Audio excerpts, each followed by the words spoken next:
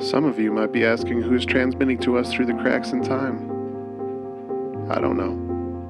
Even a dream priest has trouble deciphering reality while trapped in a distorted space. But that wouldn't be the correct question anyway. The correct questions: why did we see and hear that? Tokyo, 1981. How were we contacted? And what is the key? It seems important that the cracks in time and space you are attached to seem to be involved. The connection to the Fantasy Football League. This could be a future echo from the past, something we haven't learned yet, but will understand soon. Either way, it could be from another dimension, a place that never existed in our realities, but one that has a direct connection to the gaps in perception. It could be a trick from the shadows, something to lead us to our doom, a familiar game Obsitan Zabisu seems to like to play. We may need extra help. Do you remember the Queen of the Aishi? Her presence is still felt by me. Perhaps she survived the shadows by entering my mind like my fellow dream priests, enough residual energy to guide us. But it does drain me to get lost inside my mind to find the hidden doors. It may take a while before I can know for sure, but I must try. In the meantime, think about those questions. Think about this key. We will talk again soon. Wait. Another transmission is coming our way. I can feel it. Listen.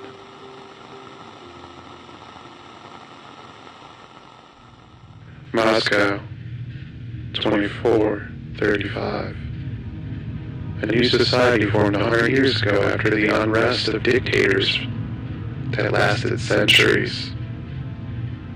Why did it take the people so long to break free from the false narratives, the disappearances, the prisons, to rebel and take the power back? Comfort, it seems, denies us the motivation for true freedom. I still am unsure of reality. Why do I even know these things? Where is this, really? Thoughts still splitting and breaking, forming new thoughts, evolving. The key. What does it mean? Am I the key? Am I finding pieces of myself? The World Football League was founded in 2255 with Moscow getting a team in 2375. They still haven't won the title. This strange land. Is it the future? The past? I seem to fall onto the city streets like a soft rain, melting into the scenery, becoming everything. Distorted, flashing, leading me places. Do they even exist? What do I need to do? The pieces I seek are hidden, but yet I float toward the center of a secret. Is something hiding it from me? Am I hiding from it? Is this my attempt to escape the horrors I must face if I open my eyes? Moscow, 2435. The Moscow Mules would defeat the Miami Dolphins 45-3 to finally win the title this year. Boris Isomov will throw for 4 touchdowns. He is the youngest quarterback to win a Super Bowl since way back in 2006. A historic day. My head hurts. No. My thoughts hurt. I don't think I have a body. But I cannot shake the fear. Something is searching for me. No. Something is trying to steal me. Why? Ah! I must reach my destination. I must succeed. Silence scares me more than screams.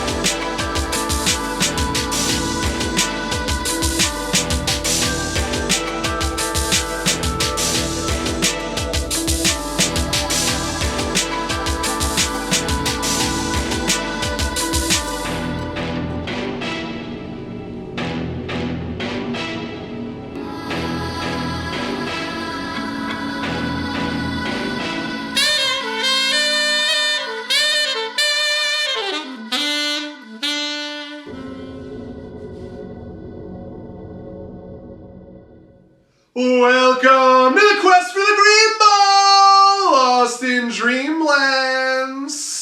We have some big matchups coming up, including one between the last two seasons' runner-ups. But the main thing in Week 2 is seeing if we have any teams who will remain undefeated. Unlike in every single league season prior to this one, this is the first time we are not guaranteed to have a 2-0 team or an 0-2 team. Every team that won last week will face a team that lost. So it is a big week for all of us. Can we see the first time in league history where everyone is 1-1 after 2 weeks? That would be pretty wild. While unlikely, it is still a possibility and showcases how volatile a season can be week to week. 1 week you're the best, the next you're looking for trades. Case in point, 1-0 Pounders, who will be hosting the 0-1 Elite Mother Tuckers in Moscow 24-35 in our next Pounders, of course, was the best team in the league last week, but history tells us this doesn't really mean all that much. No top team in Week 1 has ever won at all. So let's see what the projections say going into this one.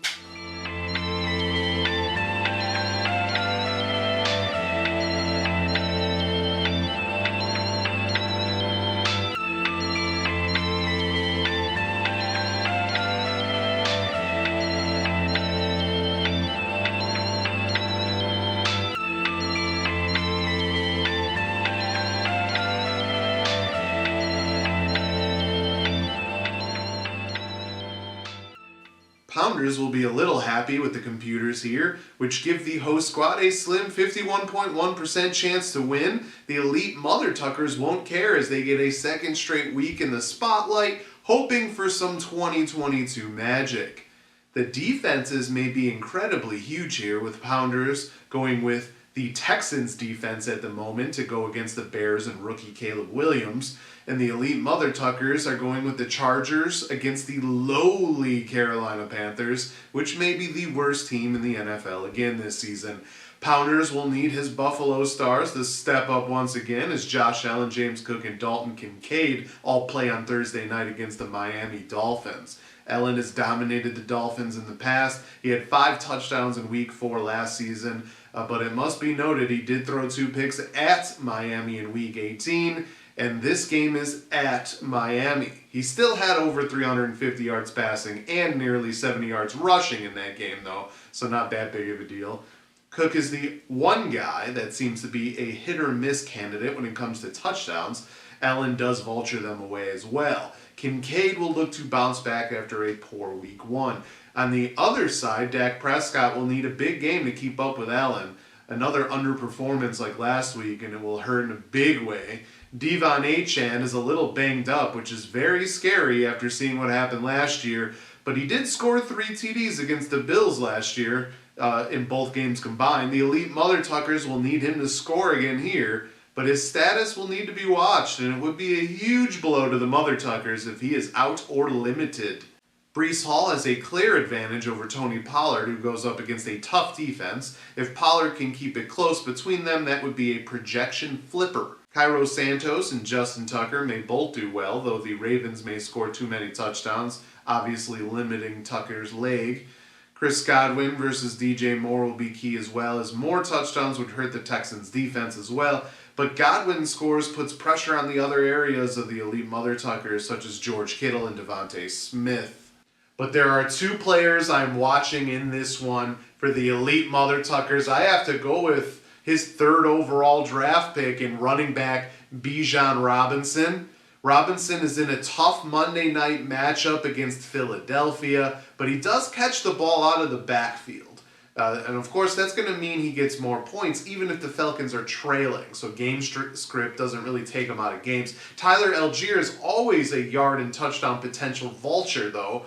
Robinson did get 23 touches last week, however, and had over 100 yards. So obviously that bodes well. Yards are expected with his talent, but the question is whether he will reach the end zone. This probably depends on the play of Kirk Cousins, who struggled in his Falcons debut in Week 1, albeit against a tough Steelers defense. The Eagles defense gave up some big plays against Jordan Love and Jaden Reed in Week 1, so I expect Cousins to bounce back a little in terms of fantasy football. They could mean a few more red zone opportunities for Robinson, and that will certainly be needed. The projections call for 100 yards and a score, so he will need to actually score twice or go for 150 yards and a score to truly make a positive impact on the projections if everything holds as it's stated in the computers at the moment. A game like that could be enough to get the road win here for the elite Mother Tuckers, but if Robinson is kept from scoring again, it could damper the hopes of another 15-game winning streak, which obviously is on the minds of the Mother Tuckers after falling in Week 1.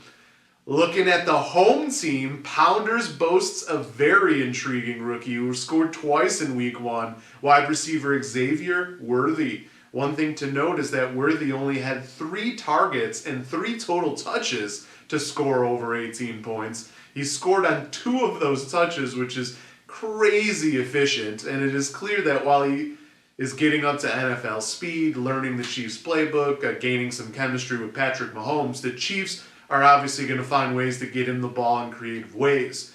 Worthy is fast and elusive. He'll eventually be a big deep ball threat, obviously a boomer bust type of player usually. However, he will also get the plays like he did in Week 1 on top of that, which will raise his floor. In a high-powered offense like the Chiefs, that could be enough to make Worthy a must-start each week in the future. However, growing pains are always expected, and teams will start to plan to stop him when he's on the field.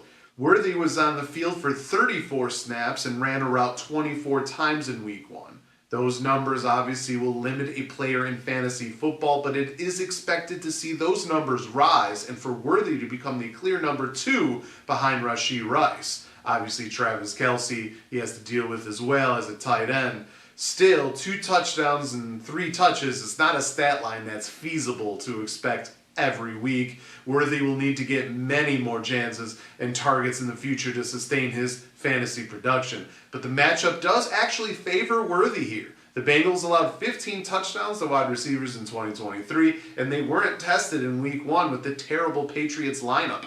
If Worthy somehow reaches the end zone again, he will be in early conversations for draft pick of the year. But if he doesn't and still only gets a few touches, he could be a bust of epic proportions in Week 2. Of course, this will be a big early divisional game with Pounders looking to continue his dominance from a week ago, while the elite Mother Tuckers look to show they are going nowhere in this divisional race. I know it's early, but tiebreakers do matter even for divisional titles. We will have some other fun matchups though in Week 2. Let's get to them in the best of the rest.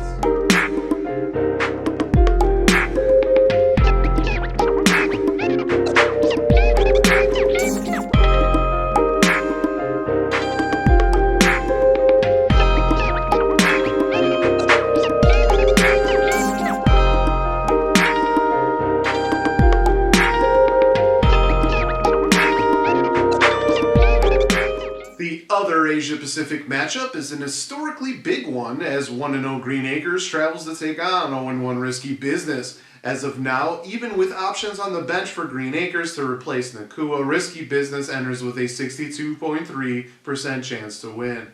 The key for Green Acres here is to win the wide receiver battle and hope his running backs do enough. Ramondre Stevenson versus Kyron Williams, Jalen Warren versus Josh Jacobs, Amon-Ra St. Brown versus Justin Jefferson, and Nico Collins versus Mike Evans are the clear places to watch here. Also, both defenses are not expected to repeat last week's performances, so that battle will probably come down to who can force a turnover or two. Moving on to the European Void, 1-0 the Stellar Bitches travels to take on 0-1 Air Jordan.